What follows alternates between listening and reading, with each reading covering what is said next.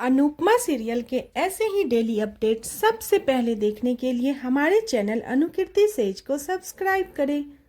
आज के एपिसोड की शुरुआत में प्रेम कहता है अगर लेटर गार्ड्स को मिला है तो भी उन्होंने घर में किसी को दिया होगा, तो फिर लेटर गया कहाँ। प्रेम शक करते हुए कहता है क्या लेटर किसी को मिला नहीं या मिला है और किसी ने जानबूझकर बताया नहीं। यह कहकर प्रेम गुस्से में पराग के पास जाता है और पराग से पूछता है तो पराग कहता है तू मुझ पर शक कर रहा है। प्रेम कहता है आपके अलावा और मैं किस पे शक करूं, एक आप ही थे जो नहीं चाहते थे कि मैं और राही मुंबई जाए। इस पर पराग कहता है तू भूल गया मेरा नाम पराग कोठारी है और मैं पीठ पर वार नहीं करता। अगर कर मुझे रोकना होता तो मैं इंस्टीट्यूट को ही खरीद लेता, उसकी बिल्डिंग पर बुलडोजर चलवाकर सीना ठोक कर बोलता, लेकिन ऐसी गिरी हुई और छोटी हरकत कभी नहीं करता। प्रेम कहता है ईगो जब हद से बड़ी हो जाती है तो इंसान ऐसी छोटी हरकत करने पर मजबूर हो जाता है। पराग गुस्से में चिल्लाता है, प्रेम भी गुस्से में कहता है एक बार पहले भी आप इन्वेस्टर को मना करके ऐसी छोटी हरकत कर चुके हैं। पराग गुस्से में कहता है मैंने कुछ नहीं किया। प्रेम कहता है मुझे आप पर बिल्कुल भी भरोसा नहीं। तभी मोटी बात प्रेम को समझाते हुए कहती है आज त्योहार का दिन है, तुम्हारी पहली होली है और तू परिवार से झगड़ा कर रहा है। पराग ऐसा नहीं कर सकता। प्रेम पूछता है कि आपको कैसे पता मोटी बा। मोटी बा कहती है हम अपने पराग को अच्छी तरीके से जानते हैं, वो ऐसा कर ही नहीं सकता। प्रेम पूछता है आपको कैसे पता मोटी बा। मोटी बा कहती है हम अपने बेटे को अच्छी तरह से जानते हैं। आगे वो कहती है अगर एडमिशन नहीं हुआ तो कोई बात नहीं, अगले साल फिर कोशिश कर लेना, जिंदगी खत्म थोड़ी हो गई है। तभी राही कहती है एडमिशन कैंसिल होने से ज़्यादा दुख इस बात का है कि किसी ने जानबूझकर हमारा एडमिशन कैंसिल करवाया है। हमारी जिंदगी का फैसला हमसे छीना गया है। इस पर मोटी बा गुस्से में कहती है तो क्या वो हमने छीना है, वह किस्मत में नहीं था इसलिए नहीं हुआ। ऐसा भी हो सकता था कि इंटरव्यू के बाद एडमिशन कैंसिल हो जाता, यह भी हो सकता था जो हुआ है उसी में भलाई है, इसलिए यह सब भूल जाओ और आगे बढ़ो। तभी अनुपमा कहती है आगे ही तो नहीं बढ़ने दिया गया। अनुपमा मोटी बा के पास जाती है और कहती है इनके सपने आपने आप जमीन पर नहीं गिरे बल्कि इनके सपनों के पंख नोचे गए हैं।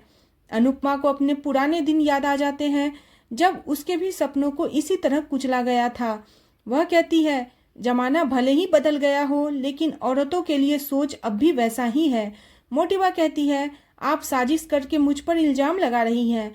अनुपमा कहती है मैंने तो आपका नाम तक नहीं लिया, लेकिन आज रंगों के त्योहार में आपके चेहरे का रंग क्यों उड़ा हुआ है। सभी हैरान होते हैं। तभी प्रेम मोटी बा का हाथ अपने सर पर रखकर उनसे पूछता है आप बताइए क्या आपको वह लेटर मिला था, क्या आपने जानबूझकर हमें वह लेटर नहीं दिया। अगर आप झूठ बोलेगी तो मेरा मरा हुआ मुंह देखेगी। मोटी बा घबरा जाती है, यह देखकर सभी चौंक जाते हैं। मोटी बा घबराते हुए कहती है हमें वह लेटर मिला था, हमने उसे पढ़ा था और उसे जला दिया। यह सुनकर सभी चौंक जाते हैं और प्रेम गुस्सा हो जाता है। इसी के बाद प्रेम गुस्से में कहता है आपने सिर्फ वो लेटर नहीं जलाया बल्कि मेरा विश्वास, हमारा रिश्ता जला दिया। मोटी बा प्रेम को समझाने की कोशिश करती है लेकिन प्रेम कहता है अब कहने और सुनने को कुछ नहीं बचा, सब खत्म हो गया है। इसी बीच गौतम मन ही मन सोचता है प्रेम और राही के साथ जो हुआ वह सही हुआ। इसके बाद अनुपमा कहती है मुझे तो विश्वास नहीं हो रहा है कि आज जमाने में भी आपने ऐसा किया। अरे जमाना बदल गया है वसुंधरा जी। मोटी बा कहती है हम नहीं बदले और न ही रीत बदली है। मोटी बा अनुपमा पर ताना मारते हुए कहती है लड़की की माँ कभी ससुराल नहीं आती और आती भी है तो कुछ नहीं बोलती, और बोलती है तो सिर्फ इतना बोलती कि बेटी तुझ पर सिर्फ ससुराल का हक है। इस पर अनुपमा कहती है यह कमाल है, सारे अधिकार सिर्फ ससुराल वालों के पास हो और बहू के हिस्से में सिर्फ फर्ज और जिम्मेदारी आए। बहू ससुराल वालों पर अपना सब कुछ न्यौछावर कर दे और ससुराल वाले उसी की खुशियों को नजर लगा दे।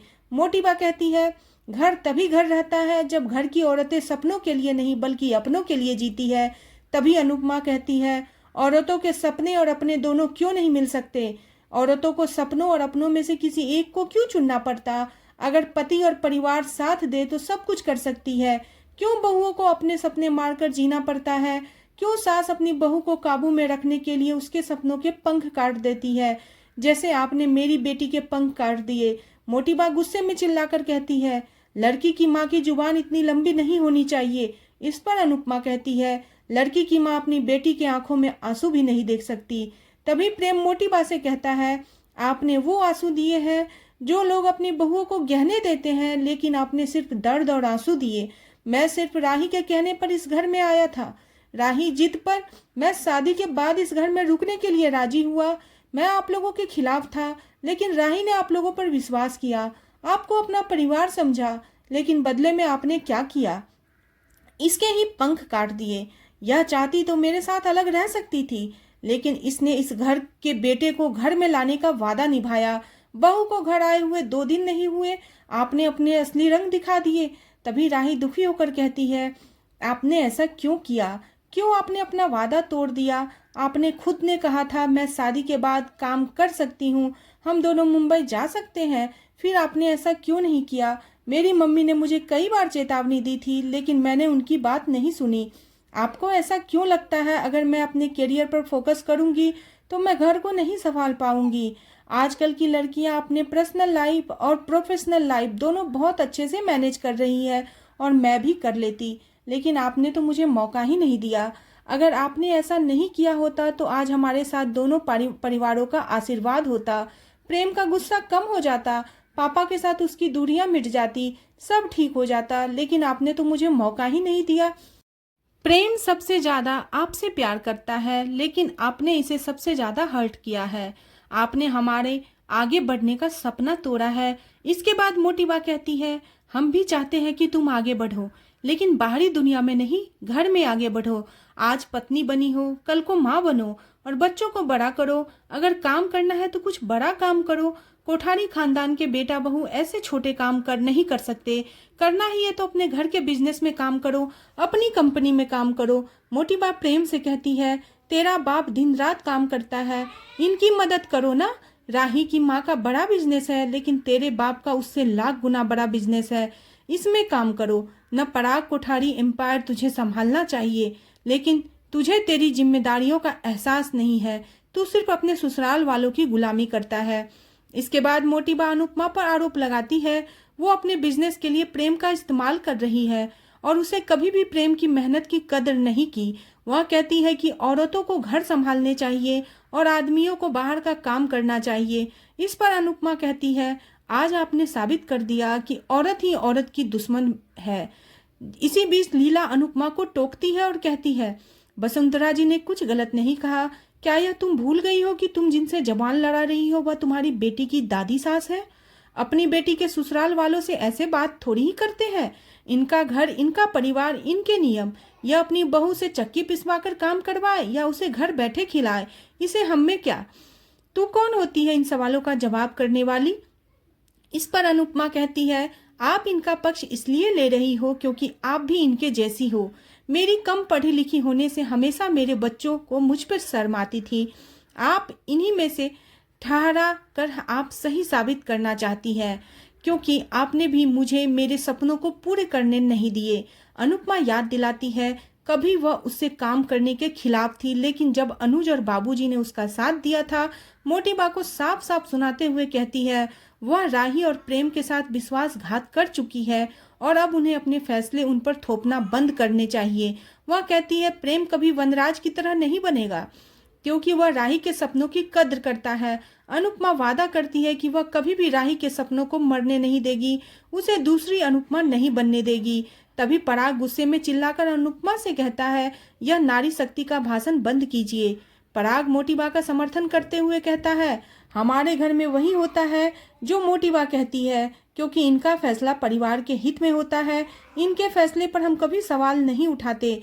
अनुपमा जवाब देती है, आप इनके फैसले अपनी मर्जी से मानते हैं या मजबूरी से मानते हैं? इनके बनाए नियमों से क्या आपके घर की बहुएं खुश है?